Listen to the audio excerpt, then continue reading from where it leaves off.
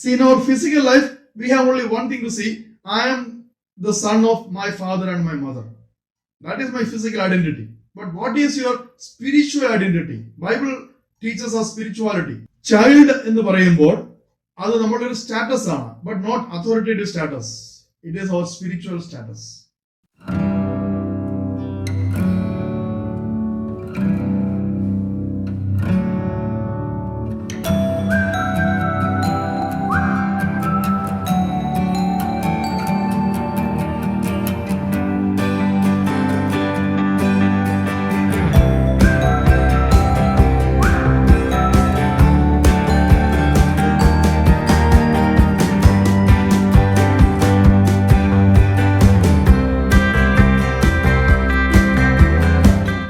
Okay, let us begin from our previous class.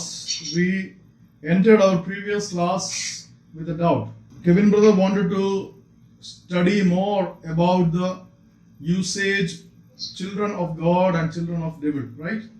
Now this is the time of discussion. Let us discuss. So you can switch on your mic and share your views. Children of God and children of devil. ദൈവത്തിന്റെ സന്തതി, പിശാചിന്റെ സന്തതി. In fact, this usage we can find only in Bible. See, as I said earlier, the Bible has got many variety of specialities than other spiritual books or other. I never call Bible a religious book. It is not a religious book. It is a spiritual book. ബൈബിളില് ധാരാളം വ്യത്യാസങ്ങളുണ്ട് മറ്റ് പുസ്തകങ്ങളെക്കാട്ടില്. അതിൽ ഇത് ഈ usage ഒരു വ്യത്യാസമാണ്.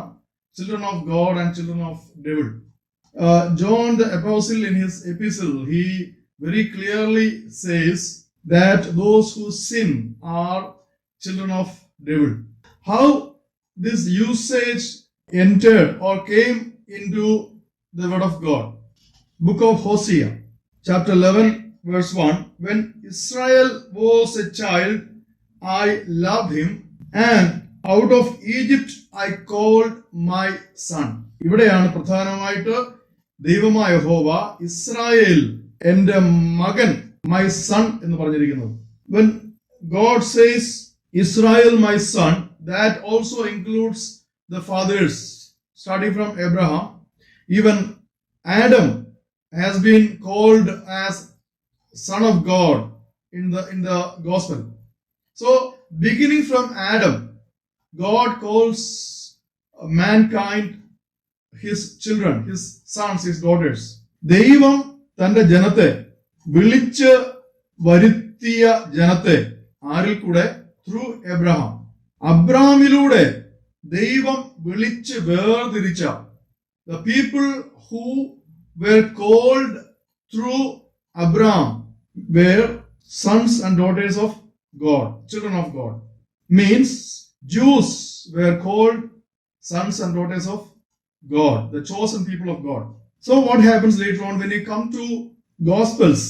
We can read in John itself, we can read chapter 8, verse 44.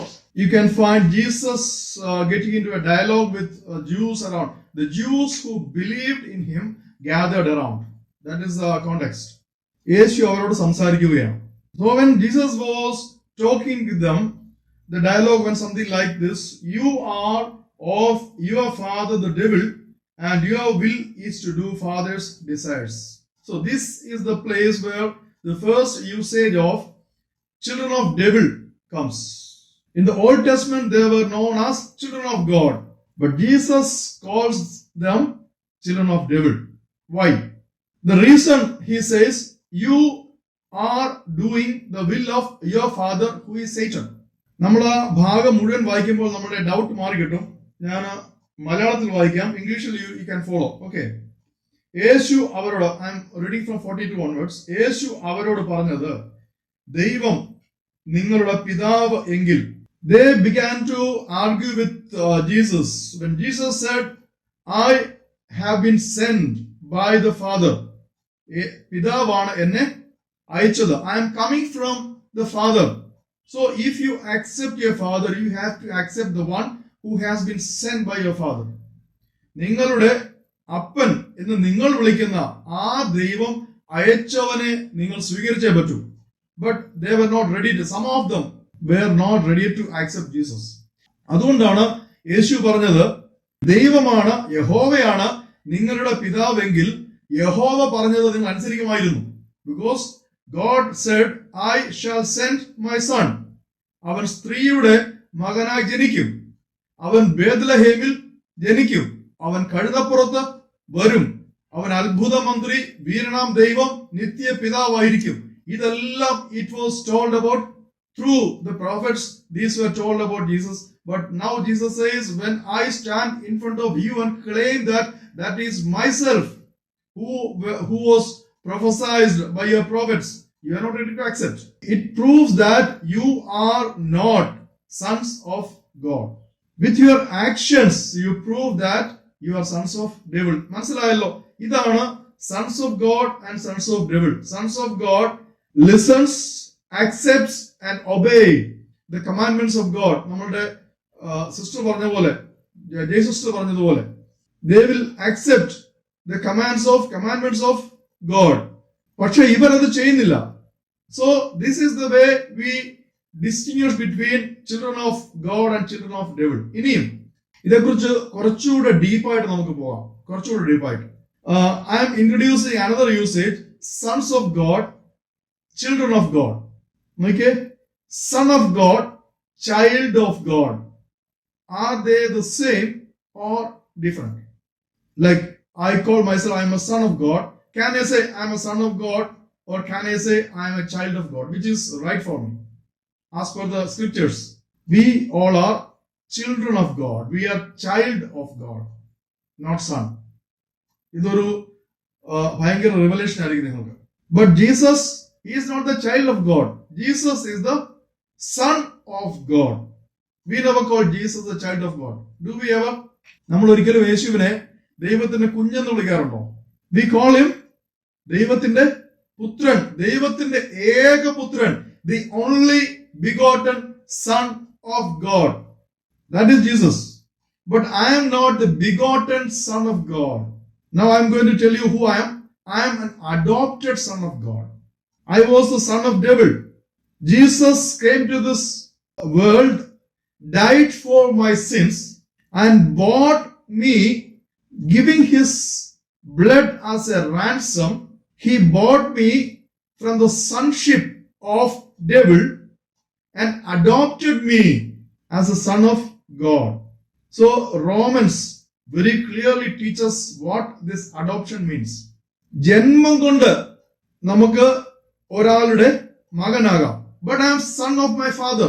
I never say I am child of my father. Do you ever say you are child of your father and mother? You will say proudly, I am daughter of so and so. I am son of so and so. I won't say I am son of Mr. Varghese. I am child of Mr. Varghese. I never say that. I say I am son of Mr. Varghese, because sonship comes by birth. Have you understood the difference?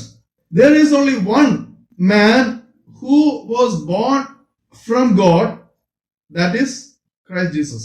In the beginning, he was with God. He was God because he was begotten of God. So that is why we call him son of God. In him, what is difference between, what is the literal difference between son and child? A child is an infant, but son is a grown-up child. മനസ്സിലാവുന്നുണ്ടോ? A child is an infant. As long as you call child of God, you are an infant of God. You are in the infancy. We shall always be in our infancy until we meet our Lord. We will be children of God. We will be child of God. We shall be growing. That is why it is said, grow up to the head who is Christ. യേശു ക്രിസ്തുവാകുന്ന തലയോളം നിങ്ങൾ വളരണം. അങ്ങനെ വളരാൻ വേണ്ടി എന്താ പരിശുദ്ധാത്മാവ് ചെയ്തത്? What did Holy Spirit do? God gave us ministries. God gave us apostles. I told this in the previous class also. God gave us apostles. God gave us prophets. God gave us teachers. God gave us evangelists. God gave us pastors, so that we shall grow in grace. Every moment we shall grow in grace. Now, as we are attending this class, including me, I am growing. I am growing in grace. I am growing in Christ. So I am a child. The moment I was born again, I was an infant. Now from that infancy, slowly I have reached like I crossed my infancy. Now I am in my childhood and I am growing. The moment I see my Lord, I will see myself as himself is. That is what John writes in 1 John chapter 3. We all shall, it is written like this, children. Now we know that we all are children of God, but we do not know what shall we become. But when he comes, we shall see him face to face, and we shall be like him. പുത്രനായ യേശുവോളം ആകുമ്പോൾ മാത്രമേ, പുത്രനായ യേശുവിനെ പോലെ ആകുമ്പോൾ മാത്രമേ നാം ദൈവത്തിന്റെ പുത്രൻ എന്ന് വിളിക്കപ്പെടാൻ സാധിക്കൂ. That is what the Holy Bible teaches us. Until then we are growing. We shall have in our physical realm, in our physical body, we shall have all the behaviors of a child. You cannot find a full-grown believer. A full-grown believer say, I am not a sinner. But Bible says, the moment you say you are not a sinner, you are lying. You are a liar. A full-grown believer cannot sin because he is equal to Christ Jesus. He can no more sin. He can no more sin in anything, in his thoughts, in his looks, in his words, because he is a grown-up son. So that shall be only when we meet with our Lord. That is why Paul says, I ran my race, but still I am moving forward with the hope that I can catch it. I don't say I caught it. I am leaning forward to catch it. What? The sonship. The children of devil. John very clearly, see, Jesus calls the Jews who were not ready to accept him as children of devil. The same thing is done by John the apostle in his epistle in chapter 3, first epistle chapter 3, that children of God, you cannot sin because the seed of your father resides in you. Those who sin, seed of devil resides in them. That is why they sin. See, our childship will be depend on whose seed resides in us. We all know that it is God's seeds residing in us, so we are children of God. There are people who do not hear, do not heed to the gospel. Those who still deny and refuse Jesus. Those who still deny and refuse the good news, the gospel, they are still in the status of child of devil. Now, sonship, I said sonship and childship, right? Son and child.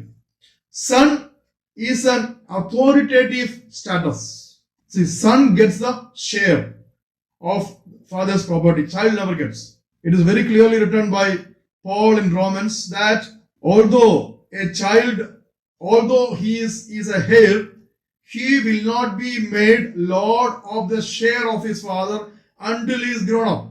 Have you read it? When we study Romans, we'll study that. So a child has to grow to the status of a son to inherit the kingdom of God. So child and son are relative terms showing the status of our spiritual life. See, in our physical life, we have only one thing to see. I am the son of my father and my mother. That is my physical identity. But what is your spiritual identity? Bible teaches us spirituality. Child എന്ന് പറയുമ്പോൾ അത് നമ്മുടെ ഒരു status ആണ്, but not authoritative status. It is our spiritual status. Son is the authoritative status. Child is the spiritual status. So it is not the reality. When you say when the Bible calls a person child of devil, that person is not child of devil. That person is still child of God. അത് കൂടുതൽ മനസ്സിലാക്കുവാനായിട്ട് നമുക്ക് prodigal സണ്ണിന്റെ ആ കഥയിലേക്ക് പോയി കഴിഞ്ഞാൽ അവിടെ ഒരു കാര്യം മനസ്സിലാകും.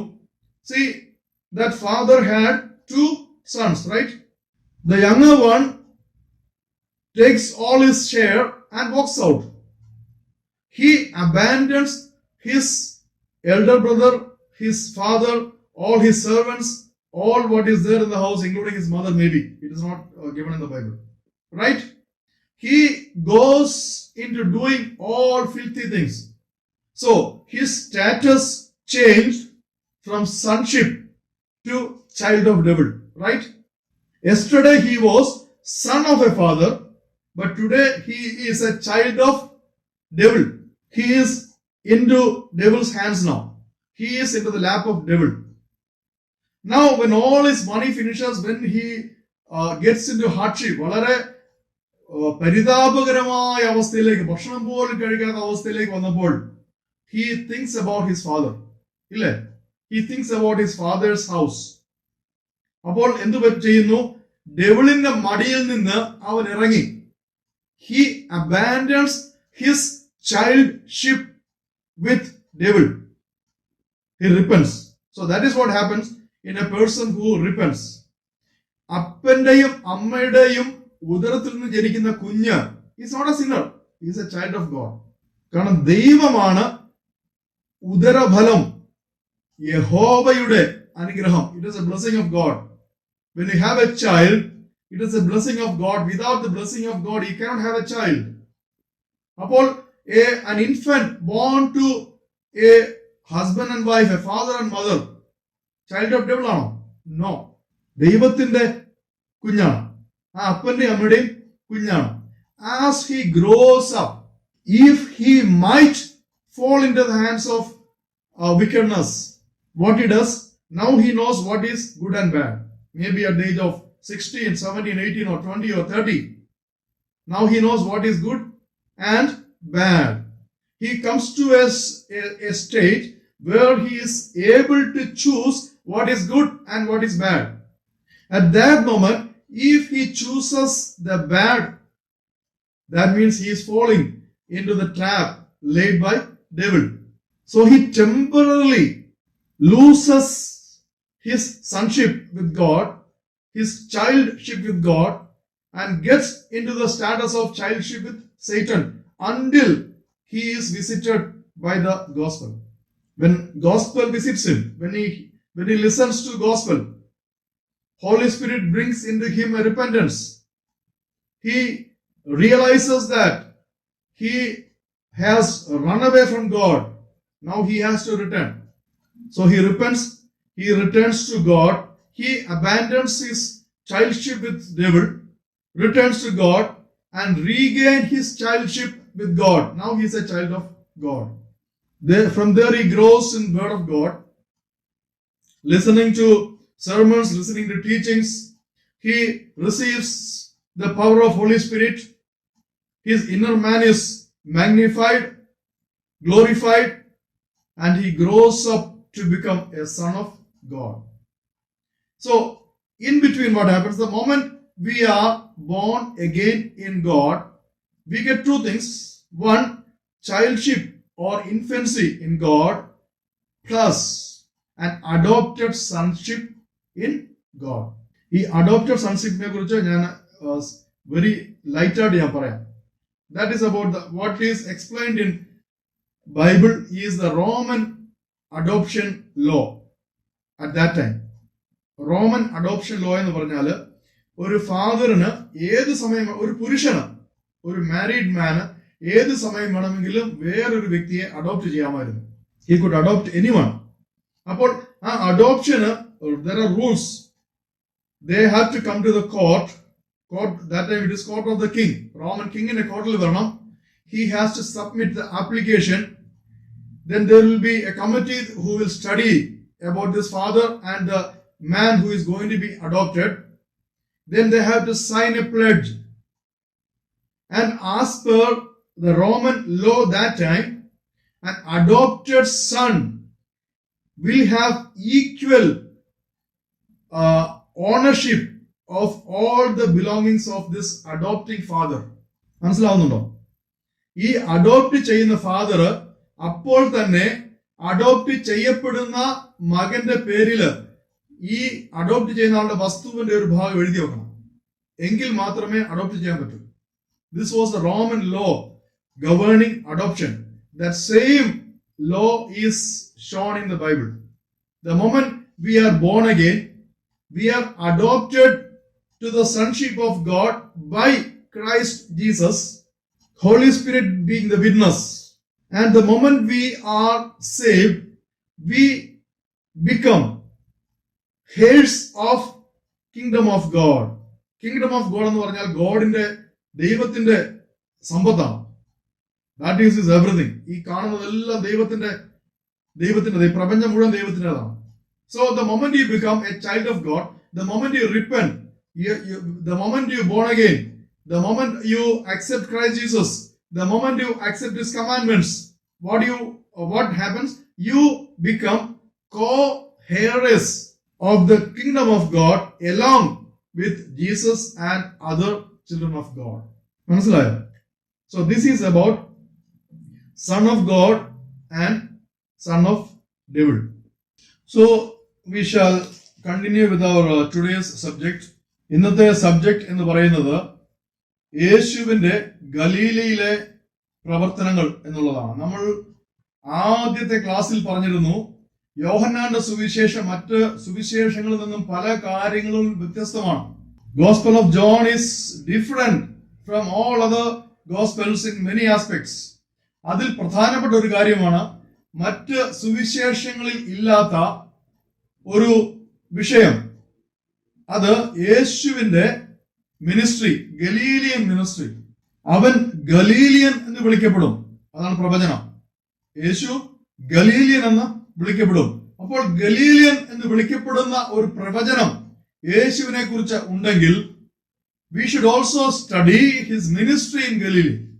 അപ്പോൾ യേശു ഗലീലയിൽ ചെയ്ത ആ അത്ഭുതങ്ങൾ മറ്റ് ഗോസ്പലുകളിൽ വിവരിച്ചിട്ടില്ല.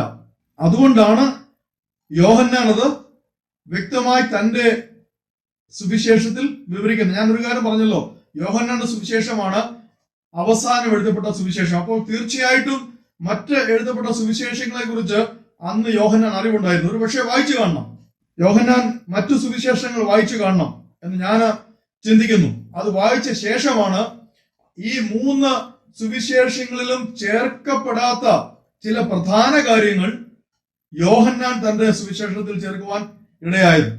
രണ്ടാമത്തെ കാര്യം, യേശു ദൈവം എന്ന് തെളിയിക്കുവാൻ വേണ്ടിയാണ് യോഹന്നാൻ തന്റെ സുവിശേഷം എഴുതിയത്. അപ്പോൾ യേശു ദൈവമെന്ന് തെളിയിക്കുവാനായിട്ട് പല കാര്യങ്ങളുണ്ട്. അതിൽ പ്രധാനപ്പെട്ട ഒരു കാര്യമാണ് തന്നെക്കുറിച്ചുള്ള പ്രവചനങ്ങൾ നിവൃത്തിയായി എന്ന് തെളിയിക്കണം. He has to prove that all the prophecies about Christ has been fulfilled during his ministry on earth. യേശുവിന്റെ ലോകത്തിലെ പ്രവർത്തന സമയത്ത് തന്നെ യേശുവിനെ കുറിച്ചുള്ള എല്ലാ പ്രവചനവും നിവൃത്തിയായി എന്ന് കാണിക്കണം. അതുകൊണ്ടായിരിക്കണം ഗലീലിയൻ മിനിസ്ട്രി തന്റെ സുവിശേഷത്തിൽ ഉൾപ്പെടുത്തിയത്. 2, 3, 4 അധ്യായങ്ങൾ വായിച്ചു കഴിഞ്ഞാൽ യേശുവിന്റെ ഗലീലിയൻ മിനിസ്ട്രിയാണ്. നമ്മൾ അതിന്റെ ചാപ്റ്റർ 4 46 വരുമ്പോൾ അവിടെ ഒരു വാക്യം വായിക്കാം നമുക്ക്. ചാപ്റ്റർ 4 46. അവൻ പിന്നെയും താൻ വെള്ളം വീഞ്ഞാക്കിയ ഗലീലയിലെ കാനാവിൽ വന്നു. He returned to the place in Galilee where he converted water into wine. And when you read chapter 2 verse 1, chapter 2 എടുത്ത് verse 1, 3-ാം നാൾ ഗലീലയിലെ കാനാവിൽ ഒരു കല്യാണം ഉണ്ടായി. അപ്പോൾ chapter 2 verse 1 to chapter 4 last എന്താ ഉള്ളത്? യേശുവിന്റെ ഗലീലയിലെ പ്രവർത്തനങ്ങളാണ്. അവിടെ യേശുവിന്റെ അമ്മ ഉണ്ടായിരുന്നു, യേശുവിന്റെ ശിഷ്യന്മാർ ഉണ്ടായിരുന്നു. അപ്പോൾ നമുക്ക് വ്യക്തമായി അറിയാം ഇത് യേശുവിന്റെ ബന്ധുക്കൾ അവിടെ ഉള്ളത്, യേശുവിന്റെ ഗോത്രത്തിൽപ്പെട്ടവരാണ് അവിടെ ഉള്ളത്. നമുക്ക് ഒരു ചെറിയ വാക്യത്തിലേക്ക് ഒന്ന് ഓടിച്ച് പോയിട്ട് മടങ്ങി വരാം. Open Genesis. If you open Genesis 49 and come to prophecies of Jacob about his sons, what you read about Yehuda, Jude, അവിടെ വേഴ്സ് 8 മുതൽ വായിച്ചാൽ it is a prophecy about Jews, യഹൂദന്മാരെ കുറിച്ചുള്ള പ്രോഫസിയാണ്. ഓർ ദാവീദിന്റെ കുലം, യഹൂദയുടെ കുലം, യാക്കോബിന്റെ രണ്ടാമത്തെ പുത്രന്റെ കുലം, അല്ലേ? അവിടെ വായിച്ചു വരുമ്പോൾ 11 മുതൽ, അവൻ മുന്തിരി വള്ളിയോട് ചെറു കഴുതയെയും വിശിഷ്ട മുന്തിരി വള്ളിയോട് കഴുതക്കുട്ടിയെയും കെട്ടുന്നു. നിങ്ങൾ ഇംഗ്ലീഷ് വായിച്ചോളൂ. അവൻ വീഞ്ഞിൽ തന്റെ ഉടുപ്പും ദ്രാക്ഷാരസത്തിൽ തന്റെ വസ്ത്രവും അലക്കുന്നു. അവന്റെ കണ്ണ് വീഞ്ഞുകൊണ്ട് ചുവന്നും അവന്റെ പല്ല് പാലുകൊണ്ട് വെളുത്തും ഇരിക്കുന്നു. ഇത് ആരെക്കുറിച്ച് പറയുന്നതാണ്? യഹൂദയെ കുറിച്ച് പറയുന്നതാണ്. അബൌട്ട് ദ ക്ലാൻ ഓഫ് ജൂദ്, യഹൂദയെ കുറിച്ച് പറയുന്ന ഒരു ഭാഗമാണിത്. അവരുടെ ഭവനത്തില് വീഞ്ഞ് ഇല്ലാതെ വരികയില്ല. മനസ്സിലായോ? യഹൂദന്റെ ഭവനത്തിൽ വീഞ്ഞ് ഇല്ലാതെ വരികയില്ല. അപ്പോൾ യഹൂദന്റെ ഭവനത്തിൽ വീഞ്ഞ് ഇല്ലാതെ വരിക എന്ന് പറഞ്ഞാൽ ജനസിസ് 49 ജേക്കബ് കൊടുത്തിരിക്കുന്ന ആ വാഗ്ദത്വം ഇല്ലാതാവുകയാണ്. സത്യ ഏക ദൈവം, ഗോഡ് ദ ഹോളി ട്രിനിറ്റി ആണ് യാക്കോബിലൂടെ ജൂദയ്ക്ക് ഈ പ്രോമിസ് കൊടുത്തിരിക്കുന്നത്. Your house shall be filled with wine. Wine എന്ന് പറയുമ്പോൾ നമ്മുടെ പുതിയ നിയമത്തിൽ വരുമ്പോൾ that is about the spiritual Joy. പക്ഷേ പഴയ നിയമത്തിൽ എന്താണ്? അത് സാക്ഷാൽ വൈൻ തന്നെയാണ്, അത് സാക്ഷാൽ വീഞ്ഞ് തന്നെയാണ്. മുന്തിരിച്ചാറാണ്. മുന്തിരിച്ചാറ് മാത്രമല്ല, മേച്ചുവേർഡ് മുന്തിരിച്ചാർ, real wine. That two different types, good wine, old wine and matured wine. ഇതെല്ലാം ഒരു യഹൂദന്റെ ഭവനത്തിൽ ഉണ്ടായിരിക്കണം. അതും യഹൂദ ഗോത്രത്തിന്റെ ഭവനത്തിൽ. യേശു യഹൂദ ഗോത്രത്തിന്റെ സിംഹമായിരിക്കെ, യഹൂദ ഗോത്രത്തിൽപ്പെട്ടവനായിരിക്കെ, തന്റെ ഗോത്രത്തിലുള്ള ഒരു വിവാഹത്തിന് താൻ പങ്കെടുക്കുമ്പോൾ അവിടെ വീഞ്ഞ് തീർന്നു പോയി എന്ന് പറഞ്ഞാൽ അതിന്റെ അർത്ഥം തന്റെ വാഗ്ദത്തം അവിടെ നടക്കുന്നില്ല. അപ്പോൾ ആ വാഗ്ദത്തം അവിടെ നടന്നേ പറ്റൂ. അവിടെ ഒരു നിമിഷം പോലും വീഞ്ഞ് ഇല്ലാതിരിക്കാൻ പാടില്ല. അപ്പോൾ യേശു പറയുന്നു, ആ കാണുന്ന കൽപാത്രങ്ങളിൽ എന്ത് ചെയ്യണം? വെള്ളം നിറയ്ക്കാൻ. വെള്ളം നിറച്ച കലവറക്കാരനോട് പറയുന്നു, ഇത് വിളമ്പി കൊടുത്തേക്കാൻ. അപ്പോൾ കുടിക്കുന്നവർ പറയുന്നു, ഇത് ഏറ്റവും മഹത്തരമായ വീഞ്ഞ്, the best wine you have preserved for the end. ഇങ്ങനെ പറയുന്നത് സാധാരണ ബിഗിനിങ്ങിലാണ് ഗുഡ് വൈൻ കൊടുക്കുന്നത്. നല്ല വൈൻ കുടിച്ച് മത്ത് പിടിച്ച് കഴിയുമ്പോൾ എന്ത് ചെയ്യും? അവിടെ ഇരിക്കുന്ന പഴകിയ വീഞ്ഞ് കൊടുക്കും. സാധാരണ ആരും കുടിക്കാത്ത വീഞ്ഞ്, മിച്ചം വന്നിരിക്കുന്ന വീഞ്ഞ് കൊടുക്കും. എന്നാൽ ഇവിടെ ചെയ്തിരിക്കുന്നത്, അവര് നല്ല വീഞ്ഞ് കുടിച്ചാൽ തീർന്നുപോയി. ഒരുപക്ഷേ തങ്ങൾ വിചാരിച്ചതിലും കൂടുതൽ ആൾക്കാരോട് വന്നു കാണും. രണ്ടാമത്, യേശുവിന് തന്റെ ദൈവത്വം തെളിയിക്കുവാൻ ഒരവസരമാണിത്. അതുകൊണ്ടാണ് അമ്മ ഓടി എന്ന് പറയുന്നത്, മകനെ വീഞ്ഞ് തീർന്നുപോയി. Mother knows who Jesus is. അവിടെ നിൽക്കുന്നവരില് 2 പേർക്ക് മാത്രമേ അറിയുകയുള്ളൂ യേശു ആരാണെന്ന്. യേശു ദൈവത്തിന്റെ പുത്രനാണെന്ന് അറിയാവുന്ന 2 പേരെ അവിടെ അപ്പോഴുള്ളൂ. വേദപുസ്തകം പറയുന്ന 2 പേരിൽ യേശുവിന്റെ അമ്മ മേരിക്കും യേശുവിന് മാത്രമേ അറിയുള്ളൂ താൻ ആരാണ്.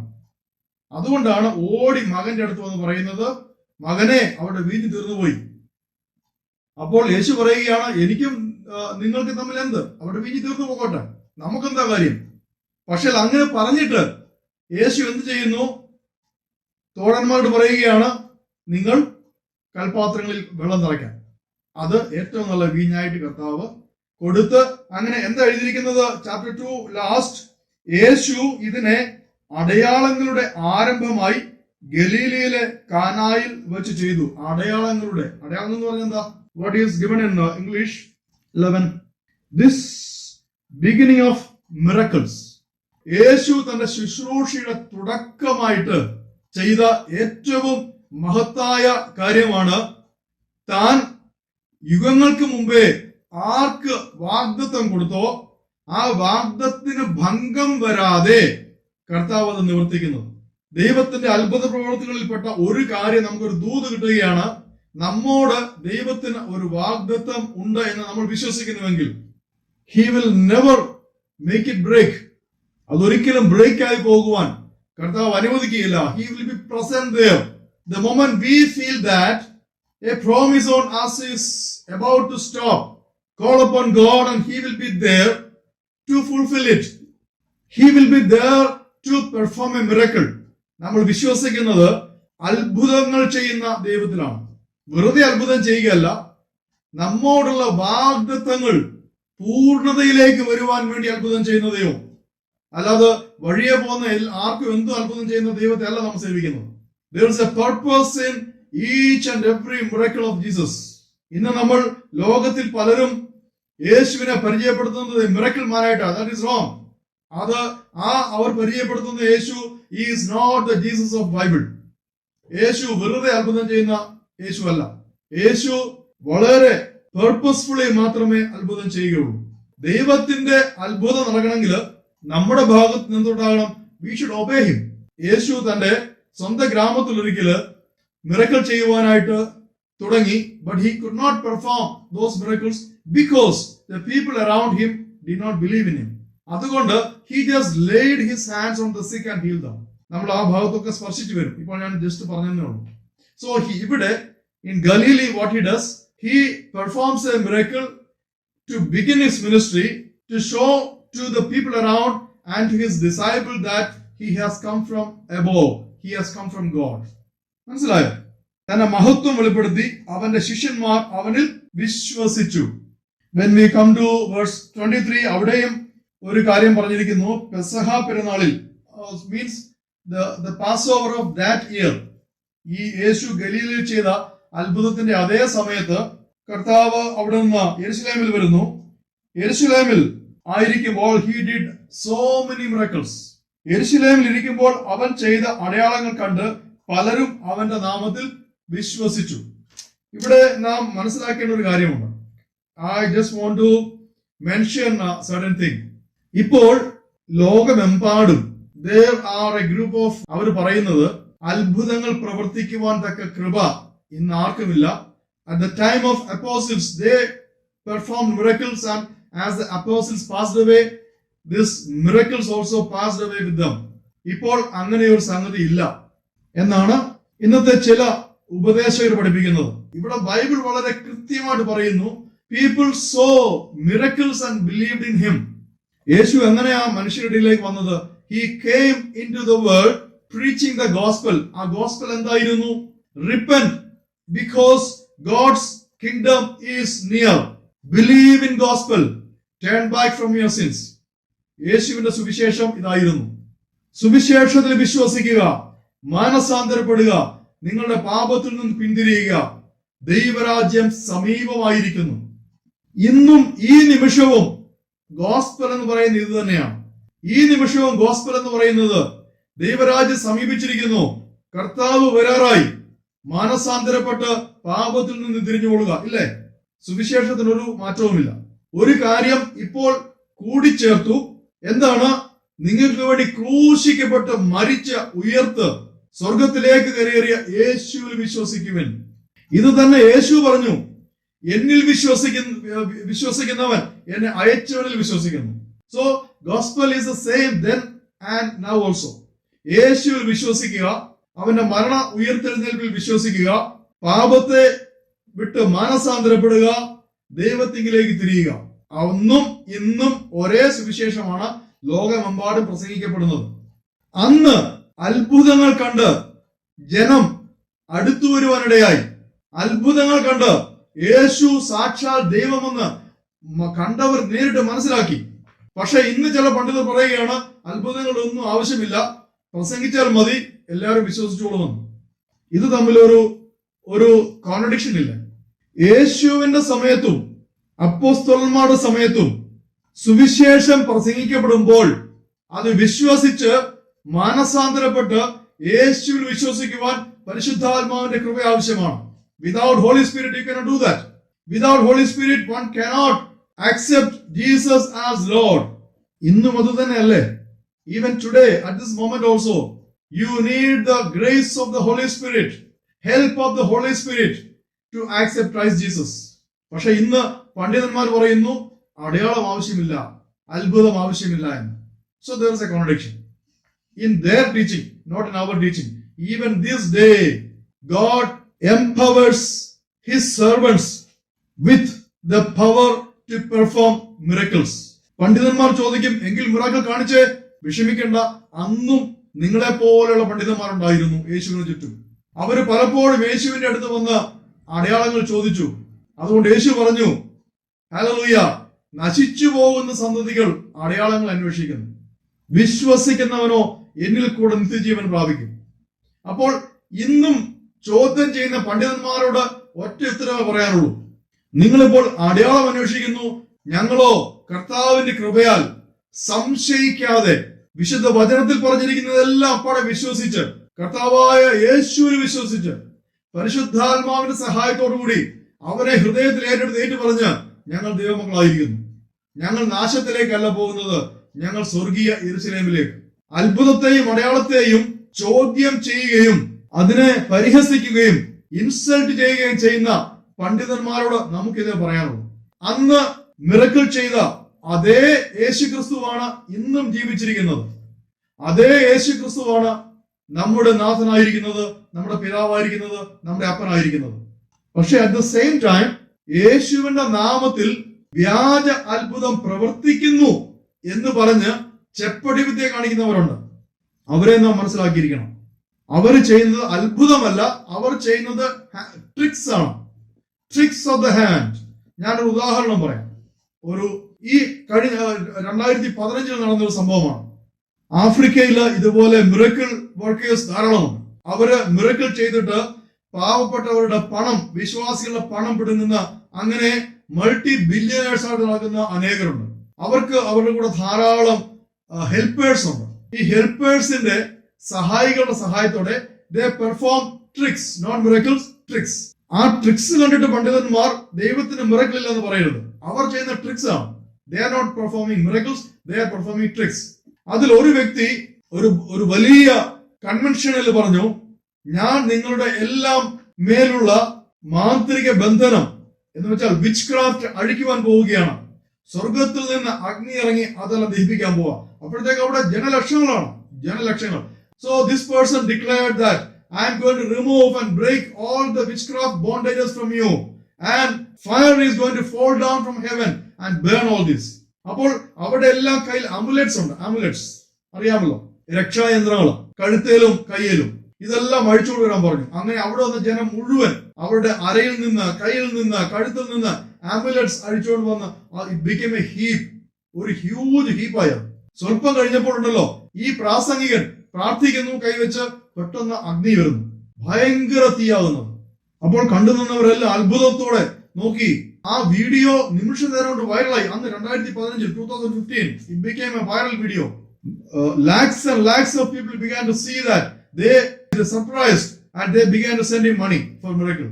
പക്ഷേ ഞാൻ ആ വീഡിയോ ശ്രദ്ധിച്ചു നോക്കിയപ്പോൾ വളരെ ഫ്രെയിം ബൈ ഫ്രെയിം ആയിട്ട് ആ വീഡിയോ കണ്ടപ്പോൾ ഇതിൽ ഒരു വ്യക്തി ഈ മനുഷ്യന്റെ സഹായിയാണ്. ശ്രദ്ധിച്ചു കേൾക്കണം. ഈ സഹായി കുറെ അമുലെറ്റ്സ് ഒരു വെള്ള നിറമുള്ള പ്ലാസ്റ്റിക് കവറിലാണ് കൊണ്ടുവന്ന് മറ്റുള്ളതിന്റെ കൂടെ അവിടെ ഇടുന്നു. സൂക്ഷിച്ചു നോക്കിയപ്പോൾ ഈ വെള്ള പാക്കറ്റിൽ നിന്നാണ് പതിയെ ഫ്യൂംസ് ഉണ്ടായി തീ പൊങ്ങുന്നത്. തീ പിടിക്കുന്ന എന്തെങ്കിലും കെമിക്കൽ ആണ് ഈ ബാഗിനകത്ത് കൊണ്ടുള്ള വെച്ചത്. So he commanded, let the fire of God come down from heaven. It came down, it burn. പക്ഷെ നടന്നത് എന്താണ്? ഈ അകത്ത് വെച്ചിരിക്കുന്ന ബാഗിലേതാണ് ഭയങ്കരമായിട്ട് ആളി കത്തിയത്. ഞാൻ ആ വീഡിയോ എടുത്ത് ആ വീഡിയോ എഡിറ്റ് ചെയ്ത് ഐ മേഡ് എ വീഡിയോ.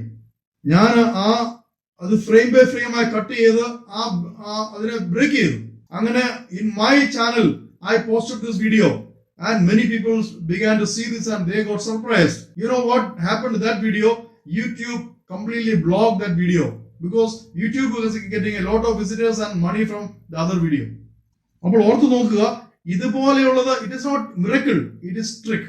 നമുക്ക് വ്യക്തമായിട്ട് ഇന്ന് ഈ ടെക്നോളജി ഇത്രയും നന്നായ സമയത്ത് ഓരോ മിറക്കിൾ എന്ന് പറയുന്നതിന്റെയും വീഡിയോ എടുത്ത് നോക്കുക. You will be able to find that it is not a miracle, it is a trick in the name of God.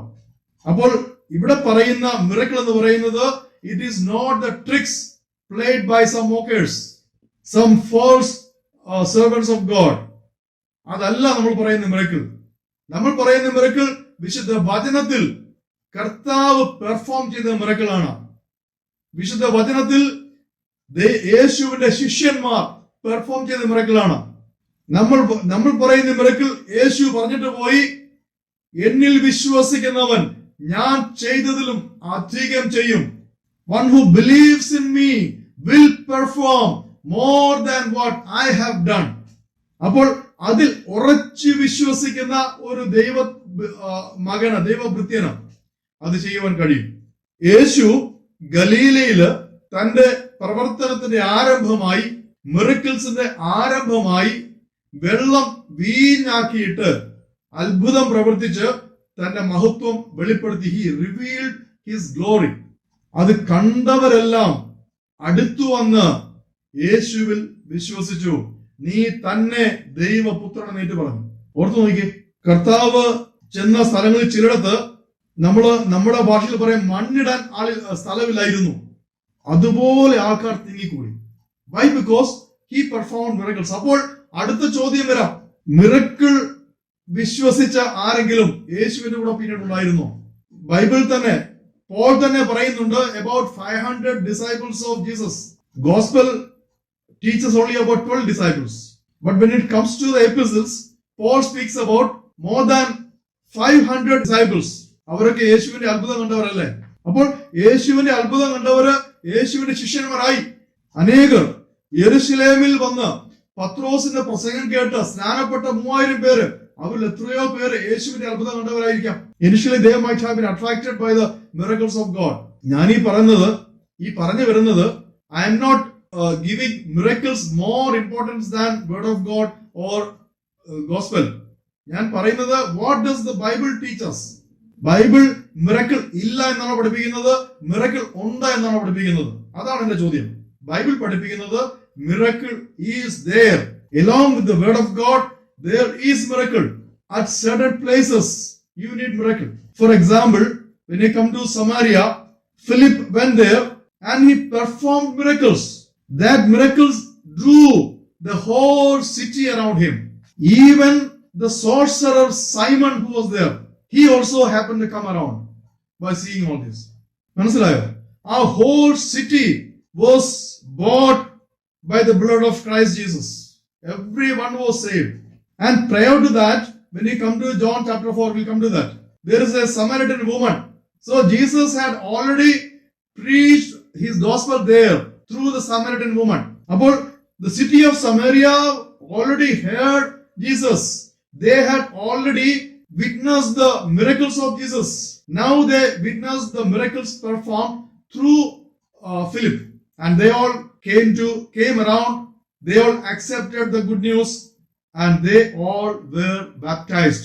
Let me add, later on, they all were filled with the Holy Spirit. മനസ്സിലാവുന്നുണ്ടോ? അപ്പോൾ there is certainly a place for miracles in gospel work. അത് നമ്മൾ അറിഞ്ഞിരിക്കണം.